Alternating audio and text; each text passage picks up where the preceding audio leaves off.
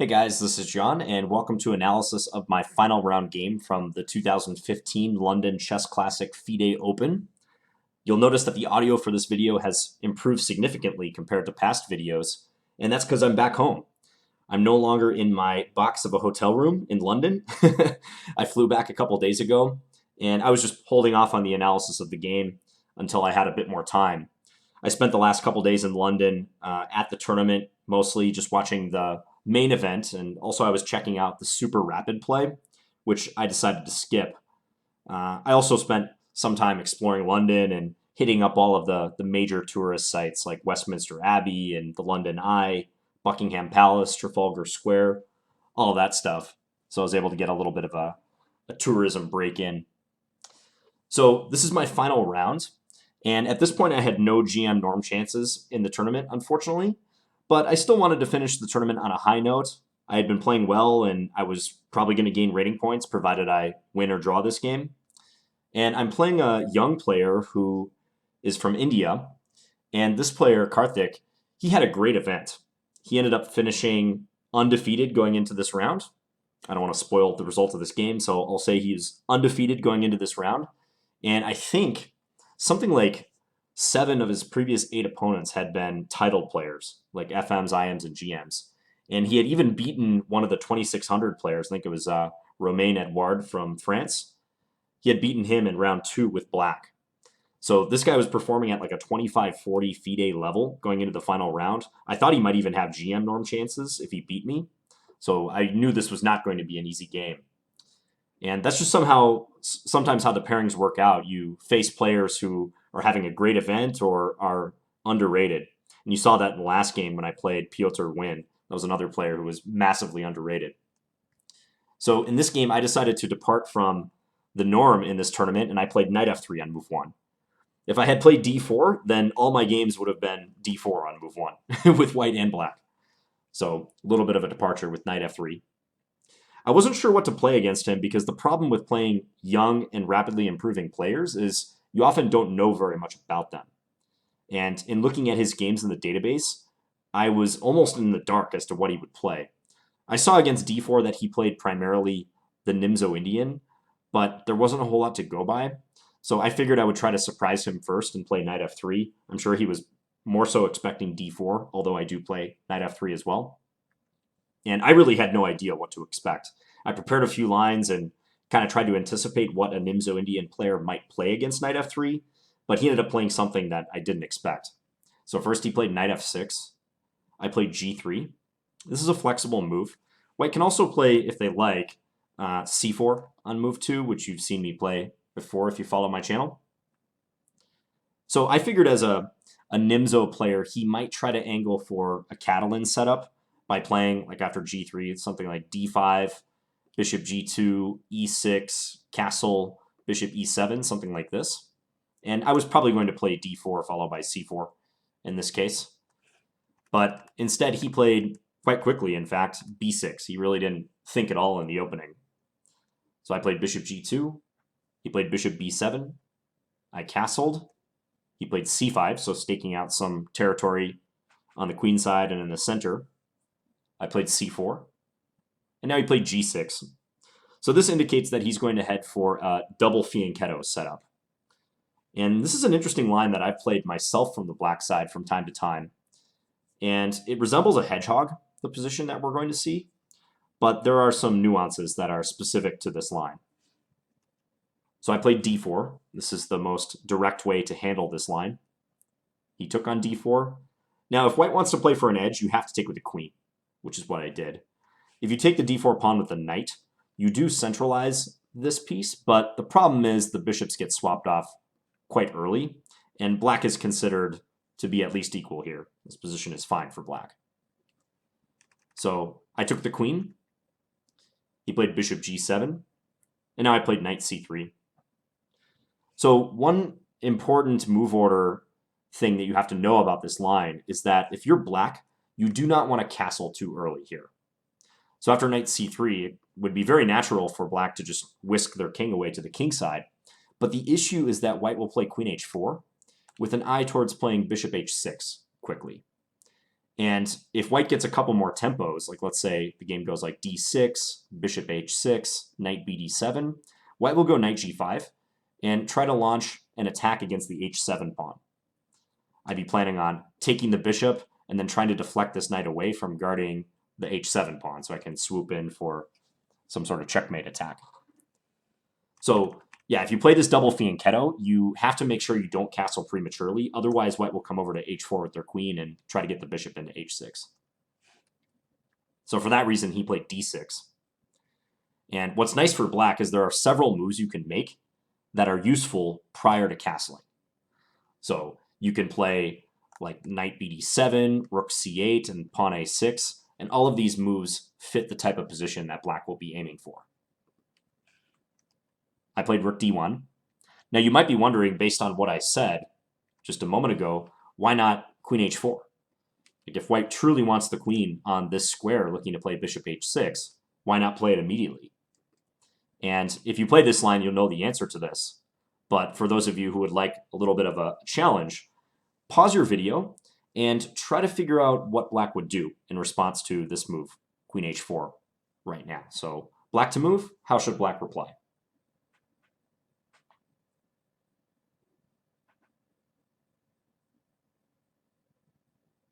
All right, so in this particular position, black does well to play pawn h6. This is an important idea, and it diffuses queen h4 entirely. So with pawn h6, you physically block white from playing bishop h6. That square is covered by the black bishop and the rook. And in some cases, you might try to crowd white's queen by playing g5. And I can tell you from experience, having wandered into this position a couple times in blitz games from the white side, you do not want this if you're white. So for the moment, there's a bit of a standoff. White will not be playing queen h4, and black will not be castling. So therefore, I played rook d1, one of the main moves. Knight bd7, bishop out to e3.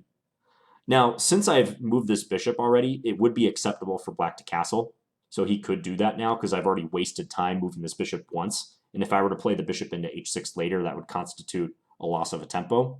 So black could castle now, but he can also play rook c8, which is what he did in the game. I played rook ac1, and he played a6. And thus concludes kind of the normal set of improving moves that black can make here, and probably he will be castling on the next move. But still, I don't want to play queen h4 prematurely because he would play h6 in reply, and possibly try to crowd me with g5. So after a6, I played b3. This is a good move to just support the pawn on c4 further. Note that I'm not really scared of any discovery like knight h5 ever. That's the only square the knight could go to with an attack on the queen where the bishop on g7 is also supported. Like, note that he can't play something ridiculous like knight e4. While well-intentioned, trying to open up the bishop, he just loses the bishop. It has no protection. But on the other hand, on knight h5, I could always just move my queen away, like queen d2 or maybe even queen h4 in this case. And the knight is not doing a whole lot on h5. That's not a purposeful square for that piece. So after b3, Karthik did decide to castle. And here I had a bit of a think. I had been playing a bit slower than him leading up to this position because I was trying to anticipate how I would want to play this line. And this whole time he was just hammering out the moves. And he actually had more time than what we started with at this point because he was getting that 30-second added per move. So we're already 12 moves into the game, and he has like, let's say, an hour and 32 minutes compared to the starting time of an hour 30. And I was well aware of this position, but based on the pace of play, I knew he was pretty booked up in this line. And this is something that you have to feel out when you're playing over the board. Oftentimes you'll play into a line that you know well or fairly well, and you can kind of judge by just how confidently your opponent is playing moves, like the level of their knowledge. And the fact that he was just jackhammering the moves out and didn't seem at all surprised that I opened with knight f3 on move 1 kind of raised some red flags for me. And that's why here I decided to play a move that is not the main move, but it's an attempt to just take the game into slightly calmer waters. And I figured if I was going to outplay this player, who was pretty young, by the way, I think this guy's definitely no older than 15 or 16 years old. I'll have to figure out what his exact age is. But I figured against a younger player who is clearly confident in what he's playing, it might make sense to try to navigate the position to more positional or strategic waters. So the main move now is queen over to h4, posting the queen on the wing. And this leads to a bunch of theory. Black can play either rook to c7, which looks kind of strange, or the move that he told me he was going to play after the game, which was rook e8. Rook e8 is helpful because it helps control e7 and also ensures that if white ever plays bishop h6, black could move the bishop back to h8 if they like and avoid trading those bishops. And in retrospect, I'm glad I didn't go into this line because I don't know as much as I would like after rook e8. I kind of know some ideas, but I wasn't particularly prepped for that move. And I should move my queen now because note that after black has castled, their king is defending the bishop. So if I were to play some sort of indifferent move like right now, I don't know, let's say bishop h3, sometimes white will do this to attack d7. Here I really would run into knight e4 with the discovery. So it's important for white to recognize and time the queen move because black really is threatening a discovery now that the bishop is guarded. So I played queen d2. I just dropped the queen back to safety, and I maybe have ideas of playing bishop h6 in the future using my queen bishop battery, but mostly I was just hoping to take him out of his comfort zone with this move. The problem is this is still a known move, and he was prepared for it. Like somehow he's looked at this line before, and he knew exactly how to handle this. And I say somehow because there were no games of his in the database in this line, and again, I figured my first move might have been a surprise for him, but he's clearly done his homework and he's put in the effort to know what to do in certain lines. So he played knight g4, which I think is the best move here. There are several games to have reached this position, like dozens of games actually, and I think only in one of them has black played knight g4. But this move makes a great deal of sense because not only is black attacking the bishop on e3 and trying to win the bishop pair, but he's also trying to stop me from playing bishop h6. And I didn't have a very good feeling when he like instantly played this move too. Like he really didn't even think about it. Just knight g4 straight away. Now, if we're trying to figure out white's candidate moves after knight g4, I think moving the bishop makes a lot of sense. And in fact, when I looked at this in the database later, I found that the only game to have reached this position, white played bishop f4. So putting the bishop there. I didn't like that move though because I thought after something like knight c5, I wasn't sure what the bishop was doing on this square. f4 just looked a little bit strange for me. And in fact, in the game that reached this after knight c5, white just went right back to e3 with the bishop. In this game, Iturrizaga versus Zhao Yue from 2013. And clearly this can't really be right for white. I don't know what Iturrizaga was thinking. I'm sure this is not terrible, but playing bishop f4 and then putting the bishop immediately back on e3 on the next move just can't be the critical test of black's setup. The move I would like to play here is bishop d4. Bishop d4 offers a trade of the dark square bishops, which I figure would benefit white, as I was describing in those lines with queen h4 and bishop h6. But here's another quiz question for you guys. If white plays bishop d4, looking to bring about a trade of the bishops, how do you think black should reply? What would black do here? You can pause your video if you like.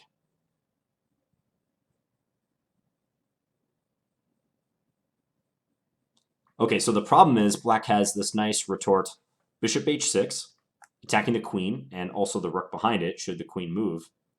And then after e3, suddenly my poor bishop on d4 has no flight squares. We've just taken away its retreat to the e3 square, and black can highlight that trapped bishop by playing e5, attacking that piece, and I will lose this. This is a disaster for white. So I wanted to play bishop d4, but I saw the problem with bishop h6 followed by e5. I wasn't liking bishop f4, bishop g5 very much. If bishop g5, I assume black could even just play h6 and chase the bishop further.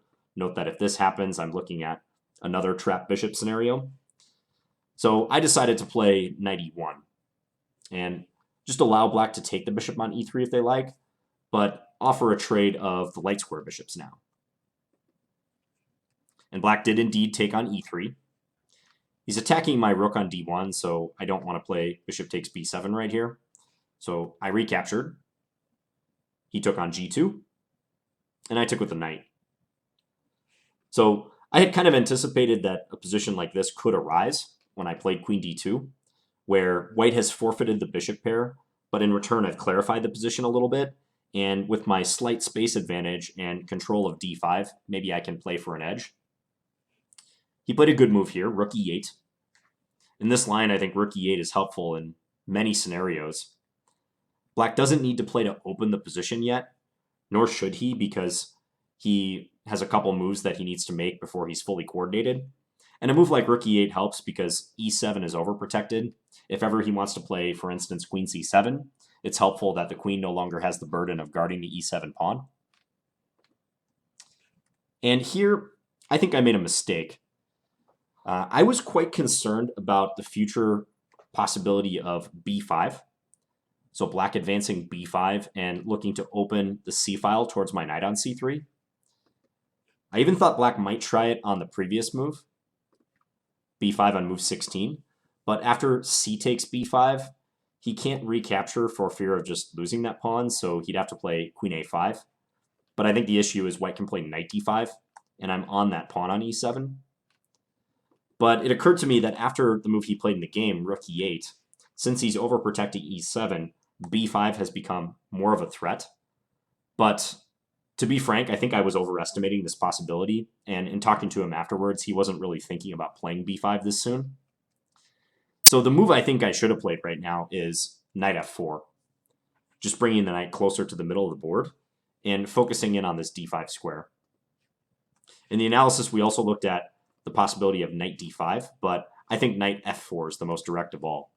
Clearly, I'm not going to want my knight on g2 for very long, so getting the knight back into the action, pointed at the center square, d5 is good. Okay, the reason why I rejected knight f4 is I thought that black had a nice reply in bishop h6. And I hated the fact that I had 3 pieces on the same diagonal as black's dark square bishop. And in view of e5, which would attack my knight, which can't move because of the queen behind it, or at least I thought I would just be losing material if this happens. But if you really want to challenge, figure out how white can get out of this dilemma after bishop h6, and in the case that black plays e5 next, maybe even gain a small advantage. So what should white do in reply to bishop h6 should this position arise? And you can pause your video now if you like.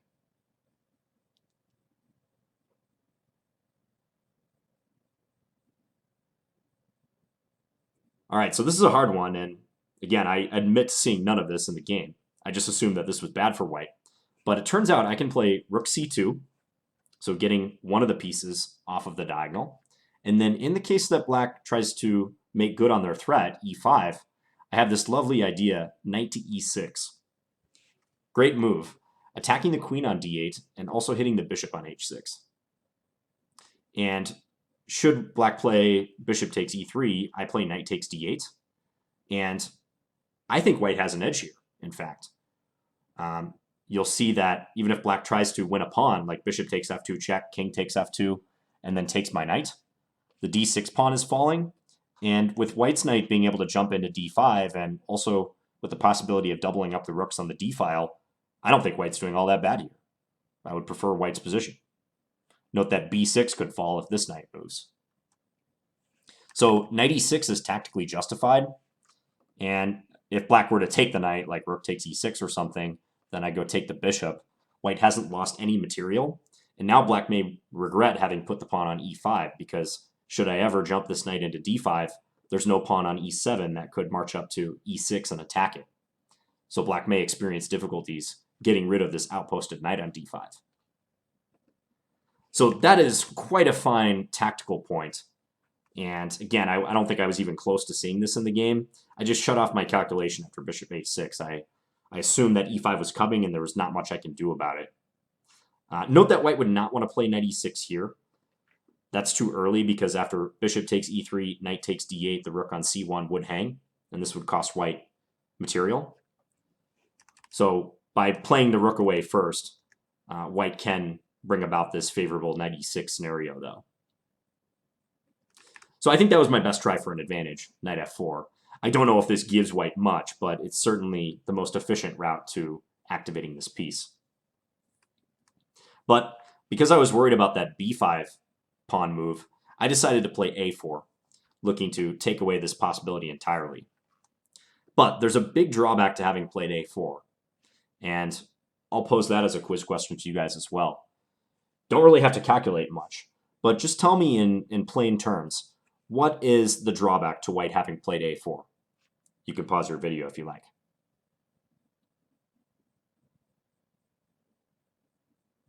Okay, so the problem is b3 has been seriously weakened.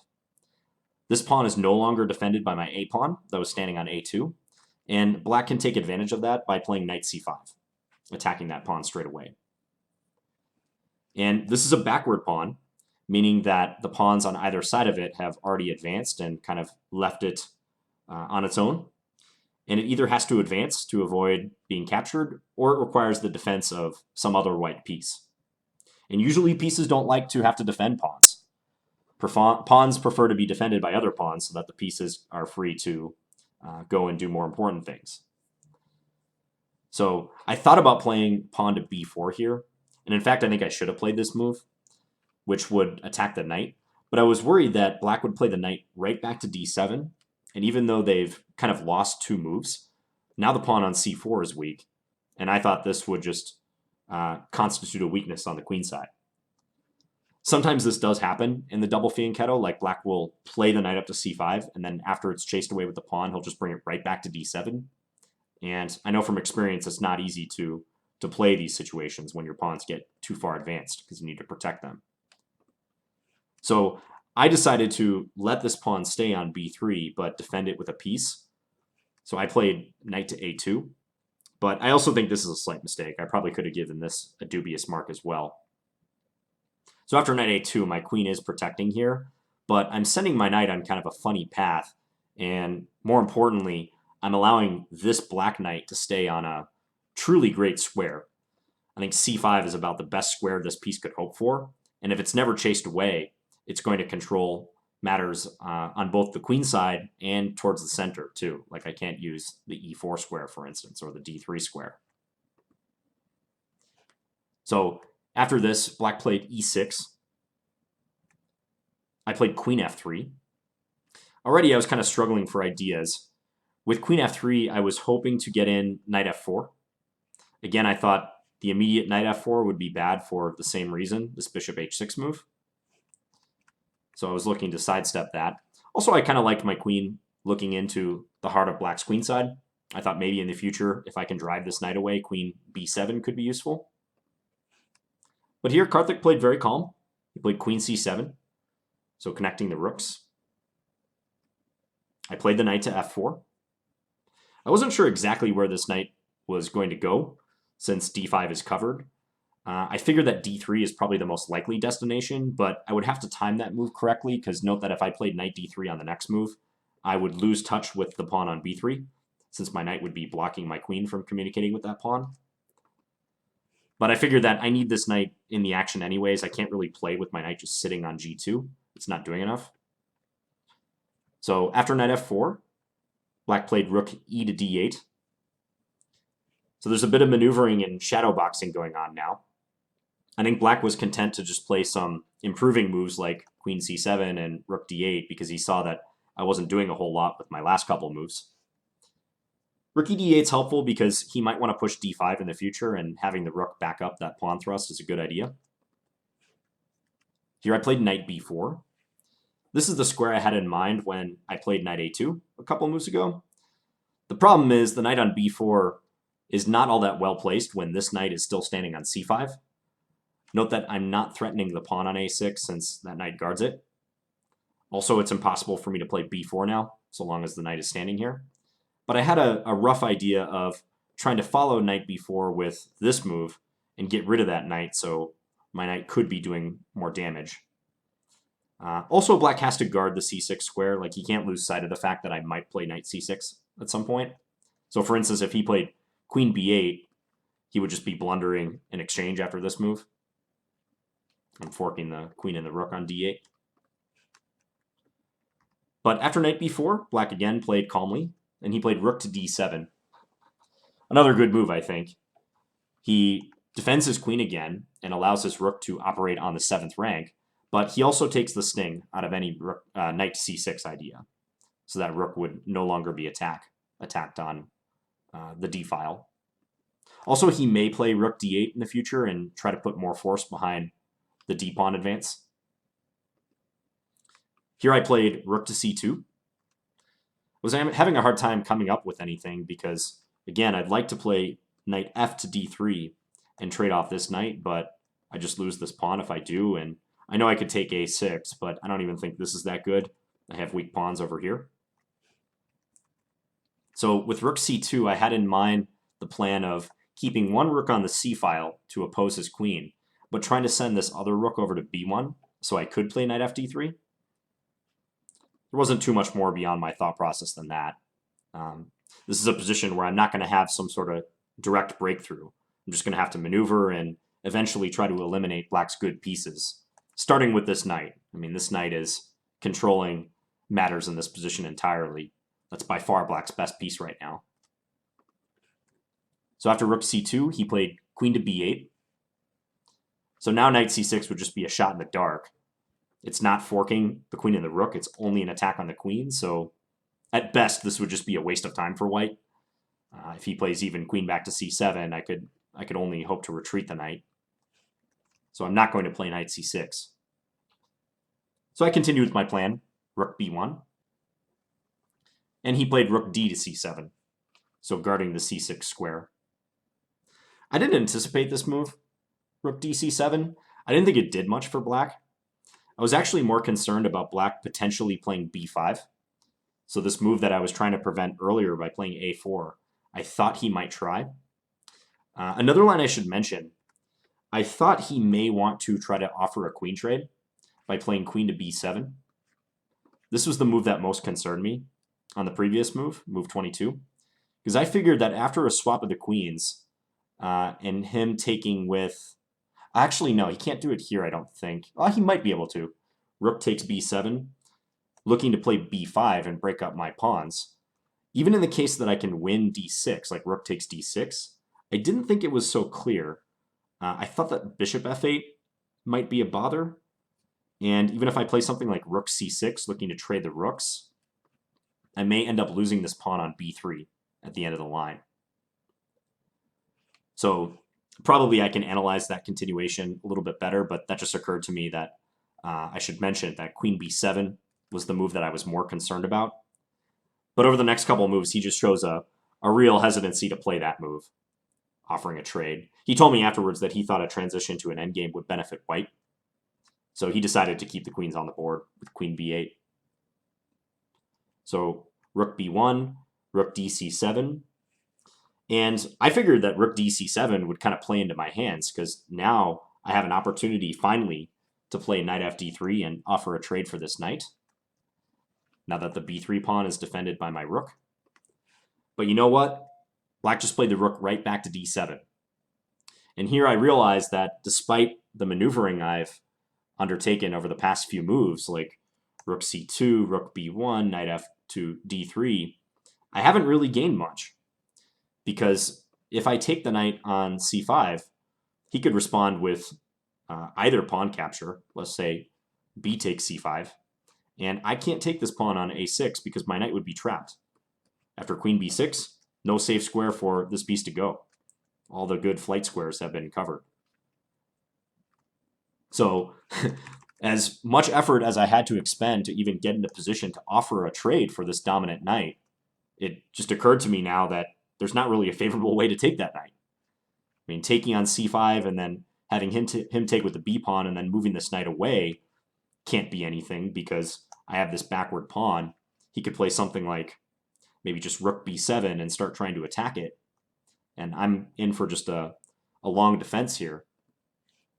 So after rook to d7, I figured my best bet would just be to repeat the position. So I played the knight back to f4. And again, kind of reading your opponent and just his body language suggested to me that at this point he was satisfied with a draw. And given that I saw like no active plan for white here, and the fact that I can't eliminate that knight favorably, I decided not to push my luck and instead just repeat the position. And he quickly played rook dc7. Also, I was down on time at this point. I had probably, I don't know, 35 to 40 minutes versus his maybe an hour or more. And we have to make it till move 40. So not terrible time pressure, but he was definitely ahead on the clock at this point. And yeah, I just decided not to push my luck. I just played knight f4 and offered a draw, which he agreed to. So a bit of an anti-climax to this one, a draw by perpetual. I think my judgment of this position was correct, though, because neither here nor here does the engine like white's position. It thinks black is a little bit better. And I do believe if he had been forced to continue or took it upon himself to continue, he would have played this queen b7 idea, tried to swap queens, and then look to eventually organize b5. And I would personally take this position for black because I think if the position opens up, that's going to bode well for their dark square bishop. This piece has been lurking for quite a while, and I've gotten everything off this diagonal, but it's still going to play a huge role in the coming play. So I think he probably should have played on in view of his slightly better position and time advantage. But again, he was satisfied with a draw. He had had a good tournament. He was performing at a very high level, and he probably thought that a draw with black was good, which, you know, technically it is against a higher rated player. So not a bad game by either side. I think I got too fancy with a4 on move 17 and then knight a2. I'm kind of trying to play around the problem, which is this knight on c5. And I thought that I had time to clamp the b5 square and start maneuvering. But in reality, my pieces are too clumsy, and it takes too much effort later to favorably exchange this knight. So I don't think I can aspire to an advantage. If there is an advantage to be had, I think it's right on this move for white, probably playing knight f4 based on that knight e6 tactical idea, or perhaps knight d5. This is another move I think I mentioned that we looked at briefly in the analysis. But on the whole, given that I was up against a player who was performing very well and he seemed to be incredibly well prepared in this slightly obscure line, queen d2, I'm not unhappy with the result, and I know this guy's going to be a much stronger player than what his rating indicates. He probably gained like, I don't know, 40 FIDE points at least from this event. So thus concluded my 2015 London Chess Classic FIDE Open. So I finished with 6 points out of 9, with 4 wins, 4 draws, and 1 loss to the guy who won the tournament, Grandmaster Benjamin Bach. He ended up winning the entire event with 8 out of 9. After he beat me in round, 7, he went on to beat Eric Hansen and then Alex Lenderman in the final round. So he had a stellar performance, and if you'd like to learn a little bit more about Grandmaster Benjamin Bach, check out the interview that I posted with him a few days ago. Nice guy and soon to be a solid 2600 player, I bet. Overall, I think this tournament went well. I calculated my rating change and I gained about 5 points, I think. So I'll probably be close to 2450 again after this tournament is rated. I felt like I was doing well up through round 7, where I got outplayed by Grandmaster Bach in that crucial round 7 game where I had white. That's the one game I would really like to have back. I think in round 8, Piotr Wynn played well against me, and I should have lost that game, and I was lucky to get a draw. I definitely feel like the pairings in the last 2 rounds didn't go my way, having to play just 2 of the truly underrated players in the event, in Wynn and Karthik. But, I mean, that's not really a reflection on my quality of play. It dipped a little bit in the final 2 rounds. I could have played those games better. And I think getting 1 out of 2 is pretty decent from the positions I had. But overall, this went better than the event in Dallas. I performed a bit higher, about 100 points higher performance rating. And I think I had some better habits that were especially apparent in the earlier rounds. I think I managed rounds 1 through 6 quite well in this London tournament. And hopefully I can keep that form going. My next tournament will be the North American Open in Las Vegas. That's played December 26th through 30th. It's 2 rounds per day. It's a 9-round event. And it'll be tough. It'll be tough to norm there because there are a lot of lower rated players. But Honestly, I'm not like that concerned about the norms. I just want to improve my play. And if I can address like my time pressure issues and also some of my opening preparation issues, I know I can play like I did in rounds 1 through 6 in this tournament. So I'll keep forging ahead and keep you guys updated as I go. So, anyways, thank you guys for following my games from London. Hope you guys enjoyed not only the game analysis, but also the other videos I posted from the London event. And I wanted to especially thank all of the players and spectators who came up to me during the course of the London event and just introduced themselves and said hi. I probably had at least 10 people come up to me over the course of the event and say that they liked this YouTube channel and they enjoyed my videos. And I wish I could remember the names from all you guys, but I don't want to say a few names and leave some other people out. So those of you who are watching this right now and came up and introduced yourself in London, thank you guys so much. And also you, those who are watching at home, thanks a ton for the support. I often would go on the chat for like www.chessbomb.com where they were broadcasting all the games and check out what you guys were saying. And there were a ton of Team Scandy fans rooting me on in each game, even when it didn't go so well in the final 3 rounds. So thank you guys for that. Really, really appreciate it. Anyways, if you have any questions on this game or the tournament in general, let me know. And I'll see you guys again soon. Bye.